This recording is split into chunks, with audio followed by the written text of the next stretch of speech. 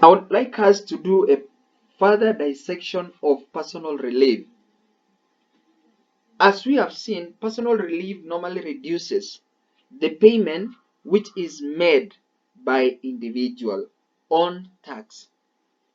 So personal relief will always reduce your taxable income. The general rule is that the personal relief reduces tax payable by residual individual only. So this is only for the resident person, not non-resident person. Number two rule, any resident individual is entitled to claim personal relief. The relief does not apply to non-resident individual or to companies. Number three, the personal relief is currently at, but this is not the right perspective. We say it is supposed to be 2,400. That is the current one. This is for the previous time. Insurance relief, a resident individual will be entitled to an insurance relief at the rate of 15% of the premium paid, subject to a maximum of 5,000 per month or 60,000 per annum, if he proves that, number one, he was paid premium for an insurance made by him on his life or the life of his wife or his children, that insurance secure a capital sum payable in Kenyan and in the law of currency of Kenya. Number two, his employer paid premium on the insurance of the life of the employee, which has been charged to tax the hands of the employee. Both employer and employee have paid premium on the insurance. Something to note, premium paid for an education policy with a monthly period of at least 10 years shall be qualifying for this relief. So there are two components of insurance relief: life insurance, health insurance, and education policy, which is for the years more than 10 years. So if your education policy is for less than 10 years, will not qualify for the relief. But if it is for more than 10 years, then insurance relief will be applicable. Pay as you earn. Pay is a method of collecting tax from individual, both resident and non-resident, in employment. Gains or profit includes wages, casual wages, salaries, leaves, pay, sick pay, payment in lieu of leave fees, commissions, bonuses, gratitudes, or subsistence, traveling, entertainment, or other allowance received in respect of employment or service rendered. Any person who pays emolument to an employee is required to register for the payee obligation, upon which the person is required to deduct tax from the employee's emoluments, remit the tax deduct to the Kenya Revenue Authority. So these are the pay direction or condition. So any person who has been employed and is a resident in Kenya or non-resident should actually pay particular amount of tax. And we have seen the tax bracket, the tax band, whereby we have 10% rate, 25% rate, and 30% rate. So you as a payee, if you are employed, it is the work of an employer to deduct taxes from your emolument or your salaries.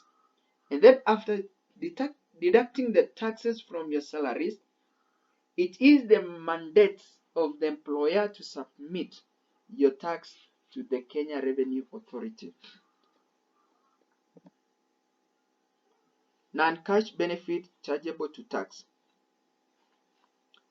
Gain or profit from employment that are not paid in cash are chargeable to tax. Such gains or benefits include where an employee is provided with a motor vehicle by his employer, i.e. car benefits, provision of a house by the employer, loans at interest rates that are lower than the prevailing market rate, household utilities including telephone, electricity, water, security, domestic expenses in excess of the allowable limit of the cash 3,000 per month, pension contribution by the tax-exempt employer to the unregistered scheme, pension contribution paid by an employer to registered or unregistered scheme in excess of allowable amount of 20,000 or 240,000 per year. So these are items which are non-cash benefits chargeable to tax. Non-cash benefit chargeable to tax. So if these benefits appears, then they must be taxed. Non-chargeable income: meal provided by employer up to a maximum of 4,000 per month or cash 48,000 per year. So when you are provided with meal by an employer, you will be not taxed.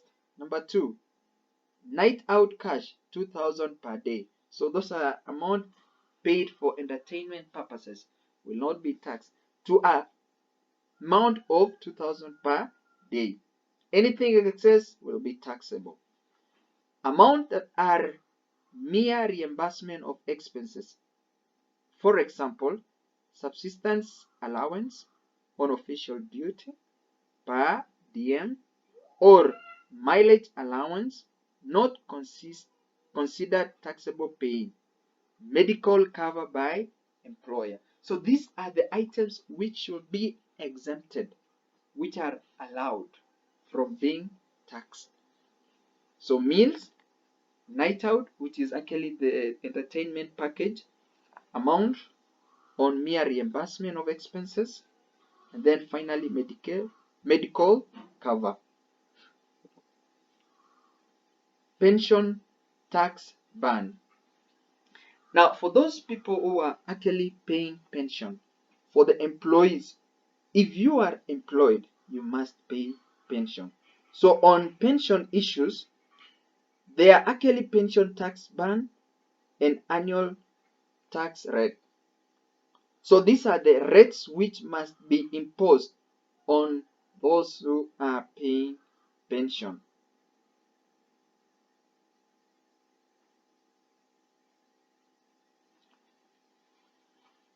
Now, on first 400,000, you will be taxed 10%. On next 400,000, 15%. On the next 400,000, 20%. On the next 400,000, 25%. Above 1,600, above 1,600,000, you will be taxed 30%. So anything above 1,600,000 is normally taxable at 30%. So it is of this essence that you need to have this in mind. The first one is 30%, 400, 400 next 15%, 400 next 20%, 400 next 25%. Anything above 1,600,000 will actually attract 30% tax.